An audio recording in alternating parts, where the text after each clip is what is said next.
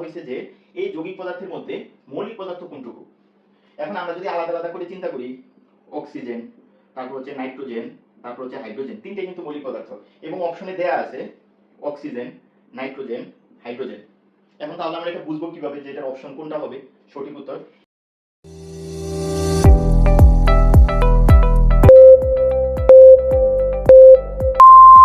BCS পরীক্ষার বিভিন্ন বিষয়ের মধ্যে সবচেয়ে একটা ইম্পর্টেন্ট বিষয় হচ্ছে সাধারণ বিজ্ঞান। তো এটা শুধুমাত্র বিসিএস পরীক্ষা না, এটা বিসিএস সহ অন্যান্য চাকরির পরীক্ষায় থাকলেও তবে বিসিএস পরীক্ষার জন্য এটার বাধ্যতামূলক 15 মার্কস এখান থেকে থাকবে। তো এই সাধারণ বিজ্ঞানের এটাকে তিনটা পার্টে ভাগ করা হয়েছে। একটা হচ্ছে ভৌত বিজ্ঞান, এই ভৌত বিজ্ঞান থেকে থাকবে 5 মার্কস। তারপর জীববিজ্ঞান থেকে থাকবে 5 মার্কস। আর এই আধুনিক বিজ্ঞান এখান থেকে থাকবে 5 মার্কস। তো এখানে সবচেয়ে ব্রড যে সিলেবাসটা সেটা হচ্ছে ভৌত বিজ্ঞানের, এটা নিয়ে একটু বেশি পড়াশোনা করতে হয়। তো এই ভৌত বিজ্ঞানের মধ্যে যেটা থাকে সেটা হচ্ছে কেমিস্ট্রি আর হচ্ছে ফিজিক্স রিলেটেড।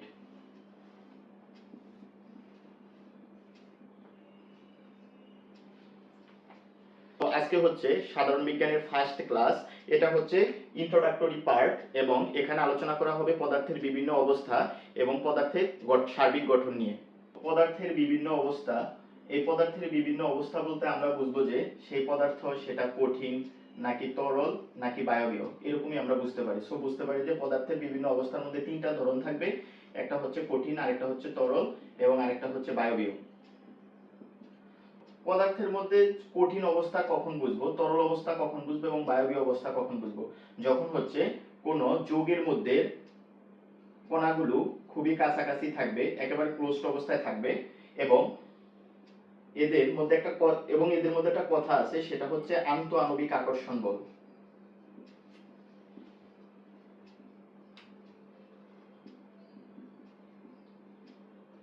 আন্তঃআণবিক আকর্ষণ বলটা কি? সেটা হচ্ছে দুইটা পরমাণুর মধ্যে যে আকর্ষণ থাকে, সেটা আকর্ষণও হইতে পারে বিকর্ষণও হইতে পারে, তো সেটাকে বলা হয় আন্তঃআণবিক আকর্ষণ বল। সো দুইটা পরমাণুর মধ্যে যখন এরকম আন্তঃআণবিক আকর্ষণ বল বেশি হবে এবং তারা খুব ক্লোজ থাকবে, তখন সেই যৌগটা হবে কঠিন যৌগ। যদি এরকম হয় সেই পরমাণুগুলো অথবা কণাগুলো একটু ডিসটেন্স বজায় রাখে এরকম, তখন সেটা কি হবে? তখন সেটা হবে তরল। তাহলে এখানে যদি আন্তঃআণবিক আকর্ষণ বল বেশি হয় তাহলে এখানে কি হবে? কম হবে। কার তুলনায়? এটার তুলনায়। তাহলে যদি বায়বীয় পদার্থের ক্ষেত্রে বলি, তাহলে সেখানে কণাগুলো অনেক দূরে দূরে অবস্থান করবে এবং তাদের মধ্যে আন্তঃআণবিক আকর্ষণ বল সবচেয়ে কম থাকবে। তাহলে এখানে হচ্ছে সবচেয়ে কম আন্তঃআণবিক আকর্ষণ বল।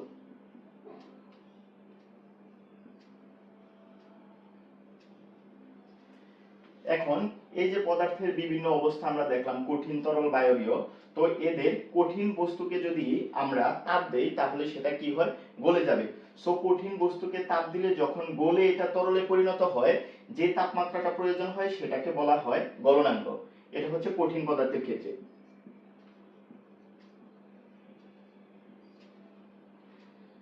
কিন্তু এই তরল পদার্থ যখন তাপ দিলে বায়বীয় অবস্থায় পরিণত হয়, সেই তাপমাত্রাটাকে বলবো আমরা স্ফুটনাঙ্ক।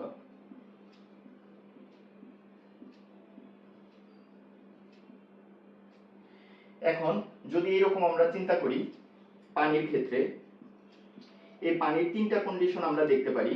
একটা হচ্ছে বরফ, আরেকটা তো তরল পানি, আরেকটা হচ্ছে জলীয় বাষ্প বা যেটা হচ্ছে বায়বীয় অবস্থায় থাকে।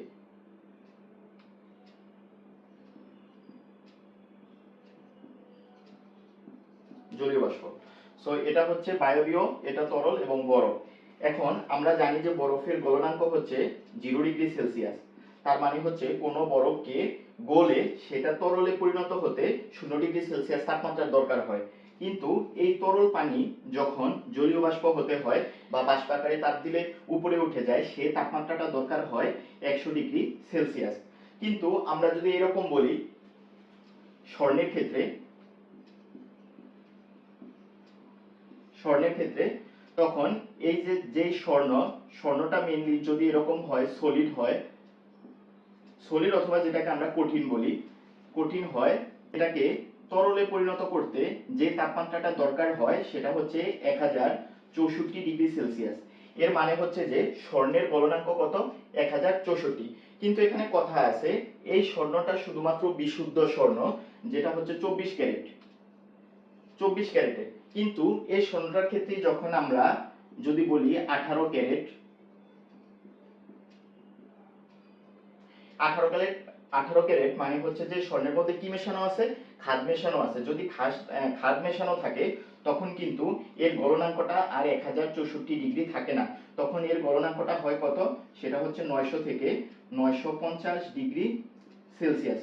তাহলে এখান থেকে আমরা একটা কথা বলতে পারি, সেটা হচ্ছে কি, তার মানে এই যে গলনাঙ্ক এবং স্ফুটনাঙ্ক, এটা যদি কোনো যৌগের ক্ষেত্রে নির্দিষ্ট গলনাঙ্ক অথবা নির্দিষ্ট স্ফুটনাঙ্ক হয়, তার মানে এটা হচ্ছে তার বিশুদ্ধতার মানদণ্ড। যেমন সেটা আমরা কিভাবে এখান থেকে বুঝতে পারি, যেমন স্বর্ণ যদি 24 ক্যারেট হয়, তার মানে তার সেখানে 100% স্বর্ণ। যদি 100% স্বর্ণ হয়, সেই তাপমাত্রাটা, তার গলনাঙ্ক তাপমাত্রাটা অলওয়েজ নির্দিষ্ট এবং সেটা হবে 1064। কিন্তু এই স্বর্ণটাই যখন অবিশুদ্ধ হবে, তখন সেই তাপমাত্রাটা যেমন 18 ক্যারেটের ক্ষেত্রে কমে হয় 900 থেকে 950 ডিগ্রি সেলসিয়াস তাপমাত্রা। সো কোশ্চেনে এইরকম আসে যে কঠিন পদার্থের বিশুদ্ধতার মানদণ্ড কি, তাহলে আমরা কি বলবো, গলনাঙ্ক।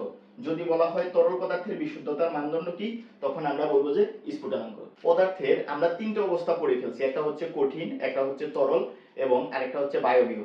পদার্থের এই তিনটে অবস্থা ঠিক আছে, আমরা যদি বিগত বছরের প্রশ্ন দেখি, মানে 47 ব্যতীত, তাহলে সেই কোশ্চেনগুলোতে আমাদের এই তিনটে অবস্থা পড়লে কিন্তু অলরেডি হয়ে যেত। যেমন কঠিন, তরল, বায়বীয় কোশ্চেন কিন্তু এখান থেকে চলে আসতো। কিন্তু 47-এর কোশ্চেন দেখে মনে হলো যে আমাদের পড়াটাকে আরেকটু ব্রড করা মানে উচিত। তো সেখান থেকে আমরা পদার্থের অন্য একটা চতুর্থ অবস্থা দেখতে পাই, সেই অবস্থাটাকে বলা হয় প্লাজমা। প্লাজমা, এই প্লাজমা অবস্থাটা কি, এই প্লাজমা অবস্থাটা হচ্ছে যখন অতি উচ্চ তাপমাত্রায় পদার্থের ভিতর থাকা অণু পরমাণুগুলো তাদের ইলেকট্রন হারিয়ে আয়নিত অবস্থায় থাকে। সেটা কি রকম, যদি যেমন আমরা চিন্তা করি হাইড্রোজেন, তারপর হচ্ছে হিলিয়াম, নিয়ন, এই গ্যাসগুলো থাকে, এই গ্যাসগুলো তারপর হচ্ছে অক্সিজেন। এখন অক্সিজেন কি কখনো আমরা প্লাস হইতে দেখছি, দেখিনি। অক্সিজেন অলওয়েজ কি থাকে, যেমন O2 আমরা কি লিখতে পারি, এরকম নেগেটিভ লিখি, O2 মাইনাস, এরকম নেগেটিভ চার্জ বিশিষ্ট থাকে। কিন্তু প্লাজমা কন্ডিশনে অতি উচ্চ তাপমাত্রায় এদের থেকে ইলেকট্রনগুলো বের হয়ে কি হয়, ধনাত্মক চার্জে পরিণত হয়। তখন হয় হাইড্রোজেন প্লাস, তারপর হিলিয়াম প্লাস, তারপর হচ্ছে অক্সিজেন প্লাস, আবার হইতে পারে O3 প্লাস। মানে এদের থেকে কি বের হয়ে যেতে পারে, ইলেকট্রন বের হয়ে যেতে পারে এরকম। তাহলে এখান থেকে এক্সাম্পলটা আসতে পারে এরকম যে প্লাজমার উদাহরণ হচ্ছে কি। তো ন্যাচারাল উদাহরণ যদি আমরা দেখতে চাই, সেটা হচ্ছে যদি আমরা চিন্তা করি সূর্য, তারপর হচ্ছে নক্ষত্র, এগুলো যদি আমরা চিন্তা করি, এর মধ্যে যে জিনিসটা থাকে সেটা হচ্ছে হাইড্রোজেন আর হচ্ছে হিলিয়াম, এদের আয়নিত অবস্থায় থাকে। সো এই কন্ডিশনটাকে বলা হয় পদার্থের প্লাজমা অবস্থা।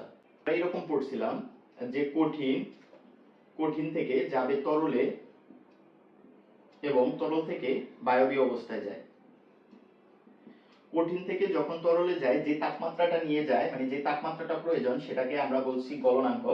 এবং তরল পদার্থকে যখন তাপ দিলে সেটা বায়বীয় পদার্থে পরিণত হয়, যে তাপমাত্রাটা দরকার হয় সেটাকে আমরা বলেছিলাম স্ফুটনাঙ্ক। কিন্তু যদি এইরকম কোনো পদার্থ থাকে যেটা কঠিন পদার্থ থেকে ডিরেক্ট বায়বীয় পদার্থে চলে যায়, তখন সেটাকে আমরা কি বলবো, তখন সেই যৌগগুলোকে বলা হয় ঊর্ধ্বপাতিত যৌগ। কি বলা হবে, ঊর্ধ্বপাতিত যৌগ বলা হয়। তো সেটা কি রকম, যদি আমরা দুই একটা উদাহরণ দেখি, আমরা চিন্তা করি গন্ধক। গন্ধকের অন্য একটা নাম হচ্ছে সালফার। এই গন্ধক বা সালফার কঠিন অবস্থায় এবং বায়বীয় অবস্থায় থাকে। একে যদি আমরা তাপ দেই, তাহলে সেটা কোথায় চলে যাবে, ডিরেক্টলি বায়বীয় পদার্থে। এখন আমাদের শুধুমাত্র, যেহেতু এটা একটা ব্যতিক্রম, শুধুমাত্র গন্ধক আর সালফার শিখলে হবে না, এখান থেকে আরো কিছু উদাহরণ আমাদের দেখতে হবে। যেমন আয়োডিন, তারপর হচ্ছে ন্যাপথলিন, মানে আমরা বাসায় যে ন্যাপথলিন ব্যবহার করি। তারপর হচ্ছে নিশাদল। এই নিশাদলের অন্য একটা নাম আছে যেটাকে বলা হয় অ্যামোনিয়াম ক্লোরাইড।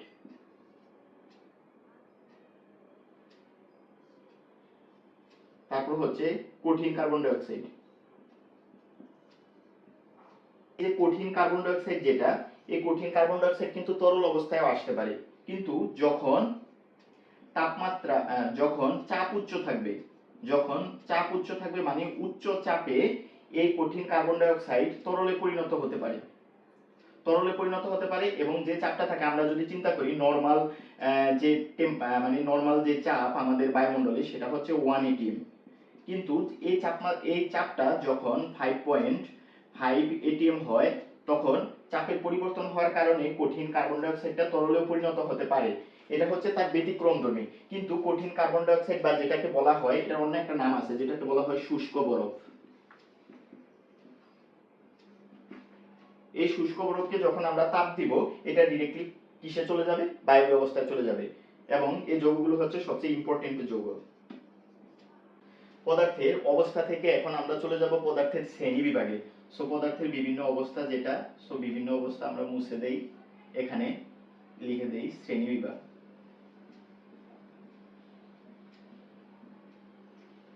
তো পদার্থের শ্রেণীবিভাগ যদি দেখি এখানে দুই ধরনের মানে জিনিস দেখতে পাই, একটা হচ্ছে মিশ্রণ এবং আরেকটা বলা হয় মেইনলি এরকম বলা হয় খাঁটি বস্তু। আসলে খাঁটি বস্তু বলতে এখানে কিছু পড়া লাগে না, তারপরে আমরা যেহেতু এটা আকারে ক্লাসিফিকেশন আকারে দেখতেছি এজন্য আমরা একটু দেখলাম মিশ্রণ আর একটা হচ্ছে খাঁটি বস্তু। তো এই খাঁটি বস্তু যেটা, এই খাঁটি বস্তুর মধ্যে দুইটা জিনিস দেখি, একটা হচ্ছে মৌলিক পদার্থ এবং আরেকটা হচ্ছে যৌগিক পদার্থ।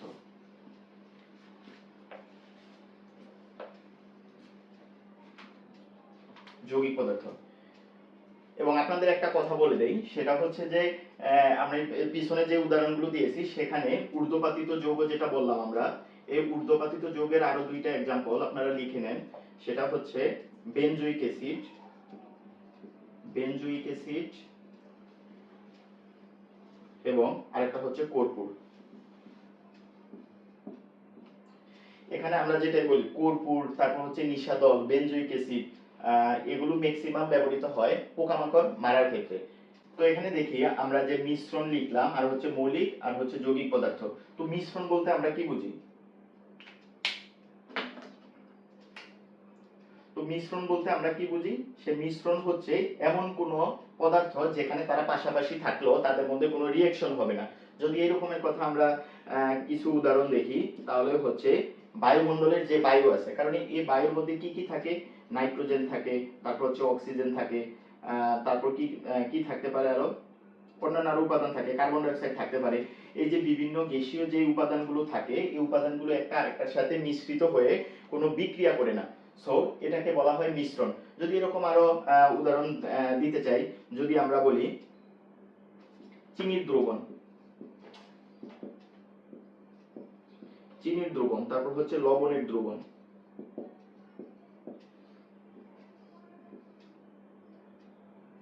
তারপর হচ্ছে দুধ, রক্ত।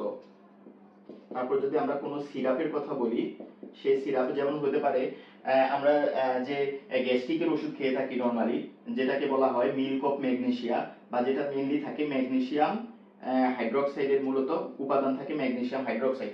তো সেই সকল সিরাপের যদি বোতলটা চিন্তা করি, বোতলের তলানিতে এরকম জমে থাকে ওষুধটা, তো কি করি আমরা খাওয়ার আগে হচ্ছে সেটাকে জাকি দিয়ে মিক্স করে তারপর হচ্ছে খাই। তো এখানে যদি দেখি যে চিনির দ্রবণ এবং হচ্ছে লবণের দ্রবণ, যখন আমরা পানিতে চিনি এবং লবণ দেই এগুলো কিন্তু পরে মিক্সড হয়ে যায় এবং আমরা দেখি না। এজন্য এই দুইটা দ্রবণকে বলা হবে সমসত্ব দ্রবণ, সমসত্ব দ্রবণ। কিন্তু যদি চিন্তা করি দুধ, রক্ত, সিরাপ, যেমন আমি যদি আরেকটা বলি বালির মিশ্রণ, এগুলো হচ্ছে অসমসত্ব মিশ্রণ। কিন্তু এখানে একটু ইম্পর্টেন্ট যেটা হচ্ছে দুধ, রক্ত এবং সিরাপ। তো দুধ আর রক্ত যেটা, এই দুইটাকে বলা হয় কলয়েডধর্মী মিশ্রণ। কলয়েডধর্মী মিশ্রণ কি রকম? সেটা হচ্ছে লিকুইড কোন পদার্থের মধ্যে ছোট ছোট এরকম কণা ভাসমান অবস্থায় থাকে।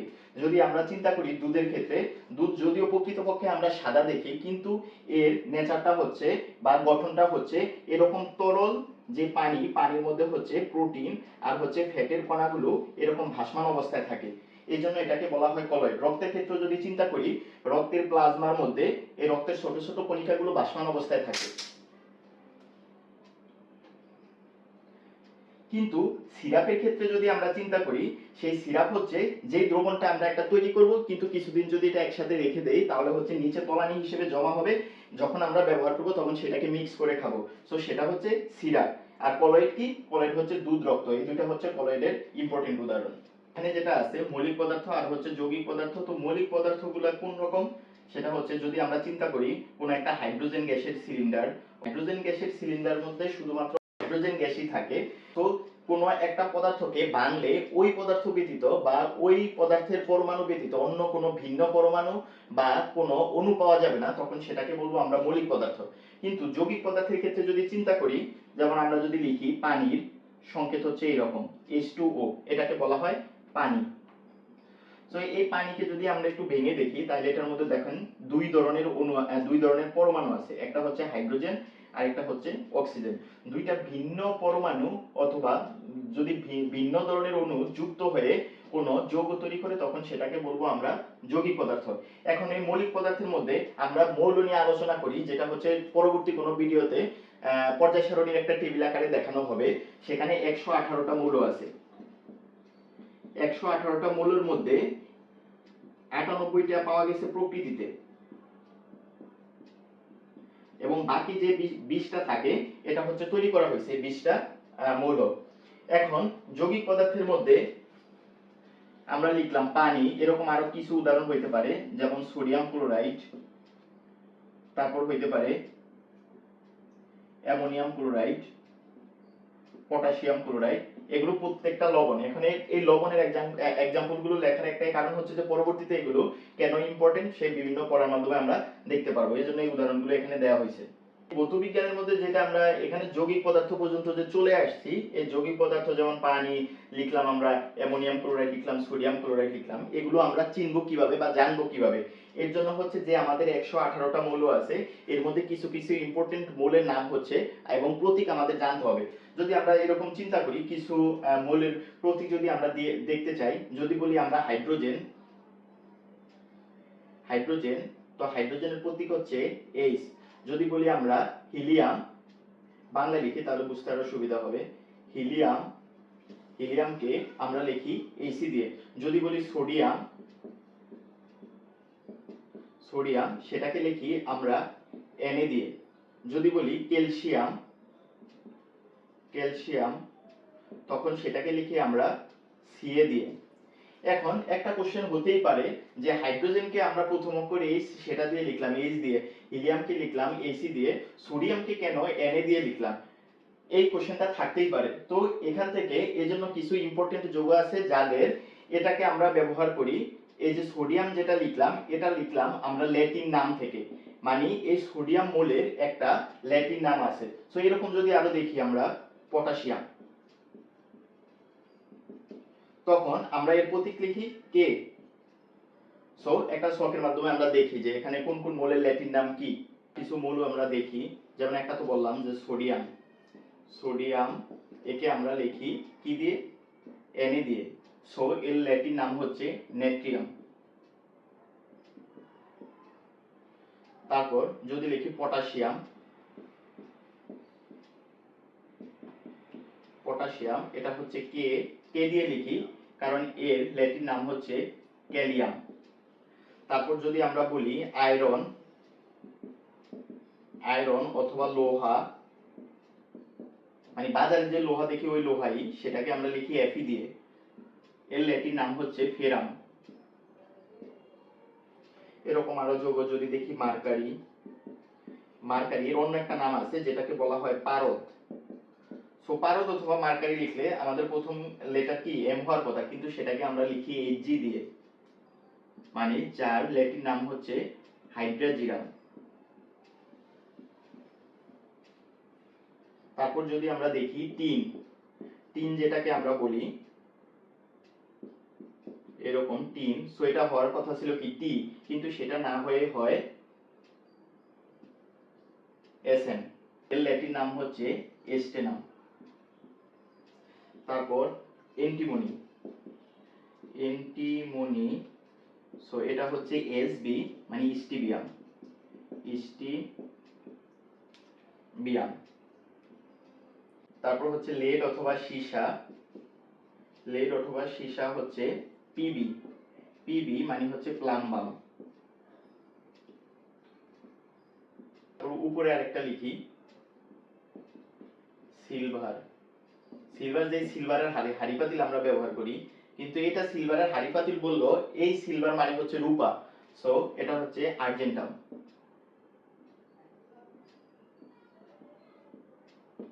আর্জেন্টাম। এখন আমরা যতটুকু টপিক পড়লাম এই টপিকগুলোর মধ্যে কিছু কিছু কোশ্চেন বই থেকে দেখব যে আমরা পারি কিনা, এবং কিছু ব্যতিক্রমধর্মী একটু কোশ্চেন আছে, সেই কোশ্চেনগুলো আমরা দেখব। যেমন এখানে একটা কোশ্চেন আছে যে কোন কঠিন পদার্থ বিশুদ্ধ নাকি অবিশুদ্ধ তা কিসের মাধ্যমে নির্ণয় করা যায়। সো এখানে যে চারটা অপশন দেয়া আছে ঘনীভবন, ঘনীভবন দেয়া আছে, তারপর দেয়া আছে বাষ্পীভবন, তারপর দেয়া আছে গলনাঙ্ক, গলনাঙ্ক, আরেকটা দেয়া আছে স্ফুটনাঙ্ক। এখন কোশ্চেনটা হয়েছে যে কোন কঠিন পদার্থের বিশুদ্ধতার মানদণ্ড কোনটি। এখন আমরা জানি যে কঠিন পদার্থ যখন তরল হয় যে তাপমাত্রাটা প্রয়োজন সেটাকে আমরা বলছি গলনাঙ্ক।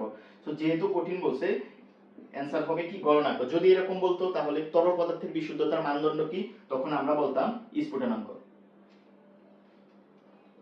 তারপর আরো কিছু দেখা যায়, যেমন বলছে পদার্থের চতুর্থ অবস্থা বলা হয় কাকে। আমরা তিনটে অবস্থার পরও বাইরে আরেকটা অবস্থা আলোচনা করছি, সেটা হচ্ছে প্লাজমা। সো এখানে অপশন দেয়া আছে ফোটন, প্লাজমা, অণুপরমাণু, তাহলে কি হবে অপশন, সেটা হবে প্লাজমা। তারপর আরো কিছু কোশ্চেন দেখা যাক, যেমন একটা ইম্পর্টেন্ট কোশ্চেন যে নিচের কোনটি তাপ প্রয়োগে সরাসরি বাষ্পে পরিণত হয়। সো এখানে কি কি দেয়া আছে, শুধুমাত্র জিজ্ঞেস করছে কোনটি তাপ প্রয়োগে সরাসরি বাষ্পে পরিণত হয়, তার মানে আমাদের যে টপিকের মধ্যে পড়ছে সেটা হচ্ছে ঊর্ধ্বপাতিত যৌগ বা ঊর্ধ্বপাতিত বস্তু যেগুলো পড়ছি। সো এখানে যে অপশনগুলো দেয়া আছে, ইংলিশ অপশনগুলো দেয়া আছে, আমি একটু বাংলায় লিখি, যেমন ন্যাপথালিন, ন্যাপথলিন, তারপর হচ্ছে গোল্ড,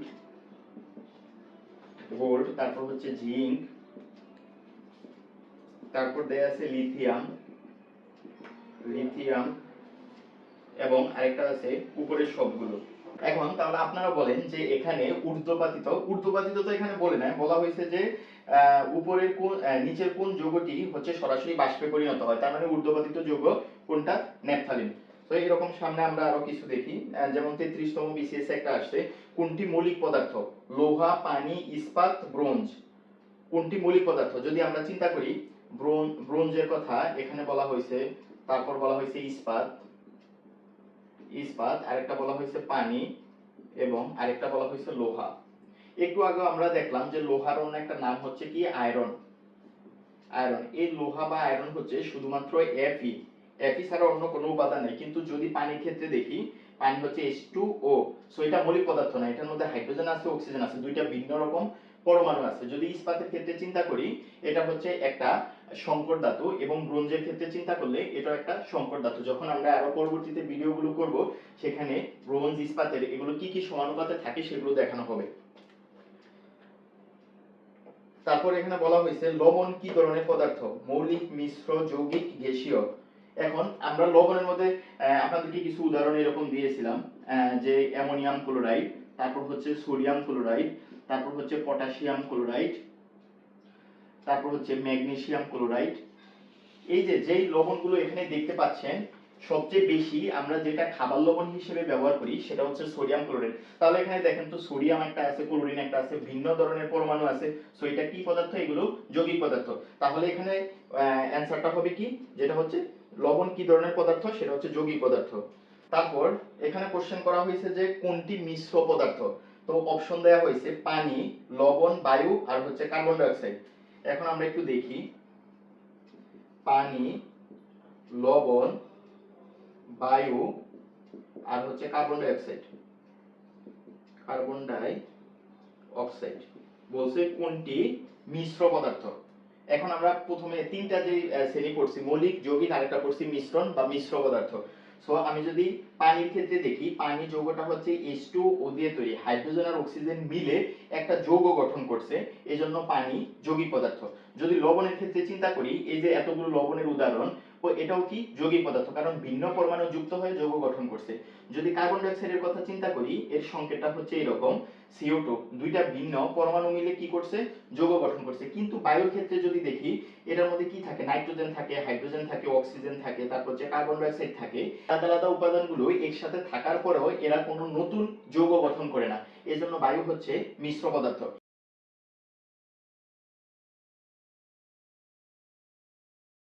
এখন সবচেয়ে একটা ইম্পর্টেন্ট কোশ্চেন, যেটা আমরা এই লেকচারটা দেখার পরেও পারবো না কোশ্চেনটা সলভ ছাড়া, সেটা আমরা একটু দেখব। এখানে কোশ্চেনটা হচ্ছে নাইট্রিক অ্যাসিড মৌলিক পদার্থ কোনটি। এইরকম নাইট্রিক অ্যাসিডে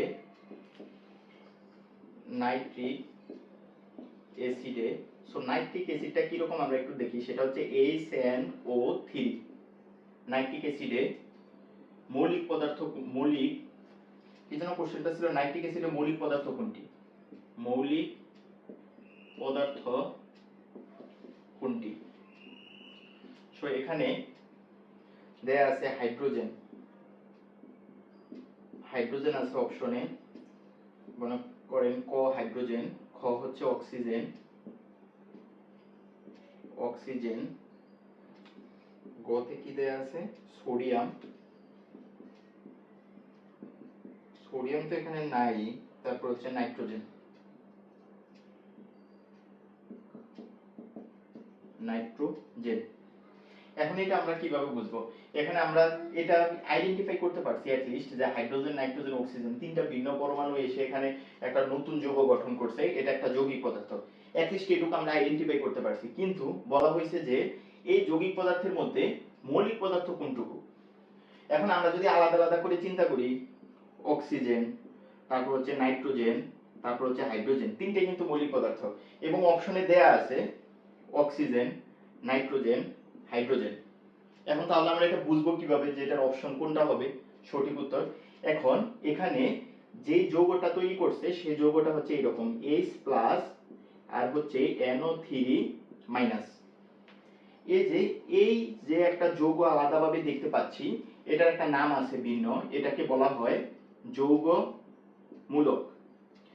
সো এই যৌগমূলকের সাথে এই শুধুমাত্র হাইড্রোজেন যে পরমাণুটা আছে মানে আয়নটা, এটা যুক্ত হয়ে এই যৌগটা গঠন করছে। তাহলে এখানে এটা যদি যৌগমূলক হয়, বাকি যেটা থাকবে শুধুমাত্র একটা সিঙ্গেল, তাহলে এটা কি হবে, মৌলিক। তার মানে অ্যান্সার হচ্ছে হাইড্রোজেন। সো নেক্সট ভিডিওতে থাকবে যে যৌগমূলক জিনিসটা কি। এই ভিডিওটা আপনাদের কেমন লাগছে সেটা হচ্ছে কমেন্ট করে জানাবেন। আর হচ্ছে এই বিজ্ঞানের যতগুলো টপিক আছে সেই টপিকগুলো ধারাবাহিকভাবে একটা প্লে লিস্ট আকারে প্রকাশ করা হবে, এবং সাথে থাকুন যাতে মজা করে আমরা বিজ্ঞান শিখতে পারি। সায়েন্সের অথবা সাধারণ বিজ্ঞানের যে 15 মার্কস, এই 15 মার্কস আমরা যারা সায়েন্স ব্যাকগ্রাউন্ডের আছি তাদের মোটামুটি ইজি হলেও দেখা যায় যে আর্টস আর কমার্সে যারা আছে তাদের ক্ষেত্রে 15 মার্ক বিট করা একটু কঠিন হয়ে যায়। সো ধারাবাহিকভাবে ভিডিওগুলো পেতে সাবস্ক্রাইব করে সাথে থাকুন যাতে নতুন ভিডিওগুলো পরপর দেখতে পারেন। Thank you.